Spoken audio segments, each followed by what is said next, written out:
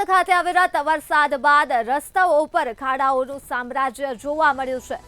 અવિરતપણે વરસાદ વરસ્યો છે સુરત ખાતે, જેના પગલે નેશનલ હાઈવે નંબર 48 પર મસ્ત મોટા ખાડા પડ્યા છે। મુંબઈથી અમદાવાદ જતા હાઈવે ઉપર આ ખાડા પડ્યા છે અને કડોદરામાંથી પસાર થતા હાઈવે પર આ ખાડા જોવા મળ્યા છે। હાઈવે હોવાથી વાહન ચાલકો ભારે પરેશાન થઈ રહ્યા છે।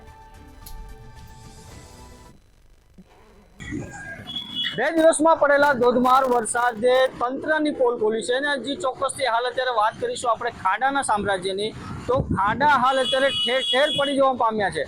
અત્યારે હાલ અત્યારે આપણે વાત કરીશું કે બોમ્બેથી અમદાવાદ જવાના નેશનલ હાઈવે નંબર 48 પર હાલ અત્યારે મસ્ત મોટા ખાડાઓ પડી જવા પામ્યા છે અને જેને કારણે હાલ અત્યારે ટ્રાફિક સમસ્યા પણ સર્જાઈ રહી છે।